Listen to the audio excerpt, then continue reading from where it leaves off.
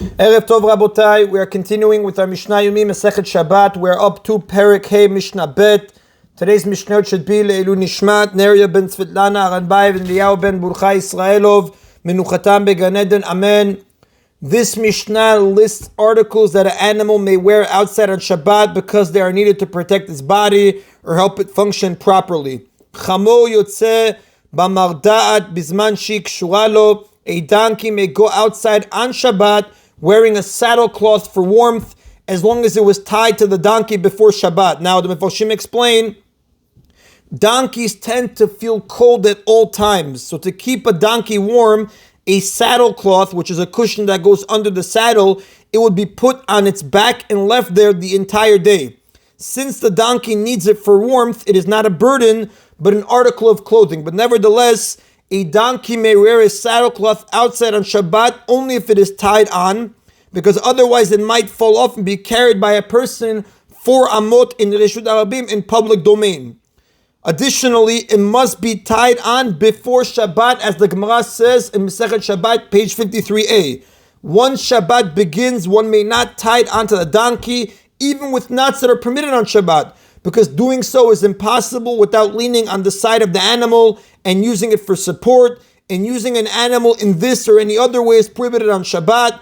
Therefore, the rabbis penalized one who ties a saddlecloth onto a donkey on Shabbat by forbidding him to let the animal out into the public domain that day.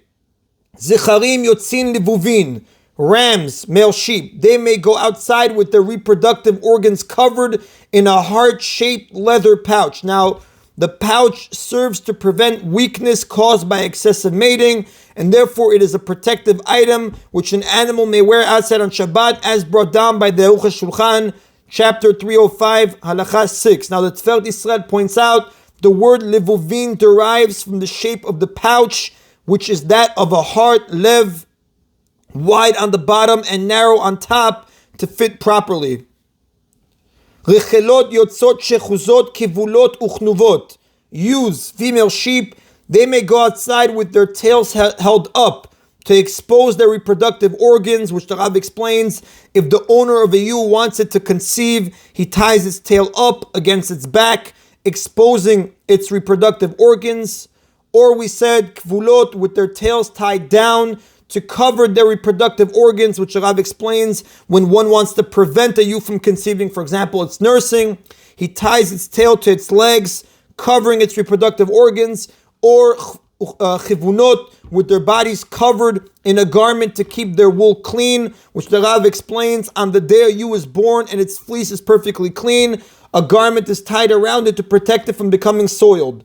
Ha'izim yotzot tzirurot, goats may go outside with their teats wrapped tightly. The teats are tied together tightly to stop them from producing milk, or loosely, a bag is attached to the teats to catch dripping milk. Now the Mefarshim explain, if the owner wants to stop a goat from producing milk so that it may conceive or grow fat, he wraps a cloth tightly around its teats. If he wants to prevent the goat's milk from dripping onto the ground and going to waste, he attaches a bag to the teats that will catch the drips. In either case, the Tana allows the goat to go outside on Shabbat because the ties and the bag protect the body of the animal or its functions, and the other items listed in the Mishnah are permitted for the same reason. Rabbi Yossi oser bechulan chutz min harechelin hakivunot. Rabbi Yossi prohibits animals going out in all of these cases except for ewes covered in a garment to keep their wool clean. Because according to Rabbi Yossi, the Mefarshim explain, all of the items listed above are considered burdens, with the exception of the garment wrapped around the ewe to keep its wool clean. This is considered an article of clothing, which may be worn outside on Shabbat. The Mefarshim bring down the Khatam Sofer, who explains that Rabbi Yossi certainly agrees that a donkey's saddlecloth is permitted, since it's a garment that keeps a donkey warm, but he prohibits animals going out with any of the other items that we mentioned, besides for the saddlecloth and the garment to keep the wool clean. Rabbi Yehuda says, Izim yotzot tzirurot leyabesh avalo lechalav. Goats may go outside with their teats wrapped tightly to dry them out, but not with the bag attached to the teats to catch the milk. Right? The Rav explains Rabbi Yehuda agrees with the Tana Kama that every item mentioned earlier is not regarded as a burden. Nevertheless, he forbids the goat to be allowed out with a bag attached to its teats to catch a dripping milk, because it might fall off and be carried by a person 4 amot in Reshut Rabim. And the Rav tells us, V'alacha ke Tana Kama, the halacha follows the Tana Kama. That is in Rabotai Mishnah Bet. Mishnah Gimel now lists items that an animal may not wear outside on Shabbat. Ubama enah yotza. And what may an animal not wear outside? Lo yetze gamal b'metutelet. A camel may not go outside with a tag. A tag, the Rav explains, a piece of cloth for identification or some other purpose.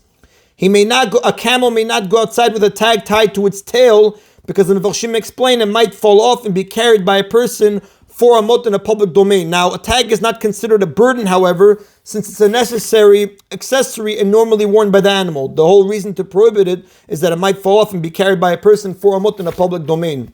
Lo akud velo ragul, nor may it go out with its forelegs attached to its hind legs, or with the leg tied in a bent position to keep it from running away, because these bindings cause the animal pain and hence are considered burdens. Now the Rav explains, when we say forelegs attached to its hind legs, the front legs are chained to its back legs, leaving it enough slack to walk but not to run. When we say with the leg tied in a bent position, a front leg is bent backward at one of its joints and the lower part of the leg is tied to the upper part. Therefore, it has only 3 legs to walk on. This you may not do because it causes the animal pain and it's considered burdens, as the Mishnah Berurah writes in Siman chapter 305, Sivkat and 48. The Mishnah continues, V'chen shal kol behemot, and the same is true for all other animals, besides for the camels that the Mishnah mentioned. They too may not go out wearing a tag or with their legs tied in these ways.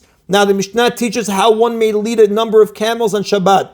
Lo yikshor gemalim zeh b'zeh v'yimshoch. One may not tie camels together in a line, one behind the other, and pull the one in front, because a person who leads a single file procession of camels appears to be taking them to be sold, which is prohibited on Shabbat. However, he may gather all of their ropes together in his hand and pull them as a bunch.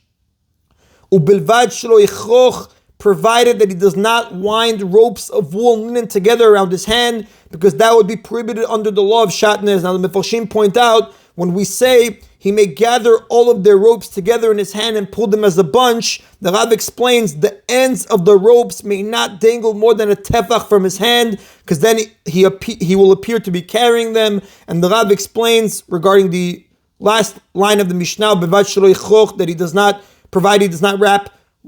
he does not wind ropes of wool or linen together around his hand, because that would be prohibited under the law of shatnez. We know the Torah forbids wearing or even deriving warmth from a mixture of wool and linen, shatnez, like the Torah says in Sefer Vayikra, chapter 19, pasuk 19, and Sefer Dvarim, chapter 22, pasuk 11. Therefore, even on a weekday, one may not wind around his hand ropes of wool and ropes of linen. If the intertwined wool and linen ropes are securely attached together with 2 knots, they constitute a forbidden shatnez mixture, and his hand will therefore become warm from shatnez, which would be a prohibition. That is in Rabotai today's Mishna Yomi. Baruch Adonai Leolam. Amen v'amen.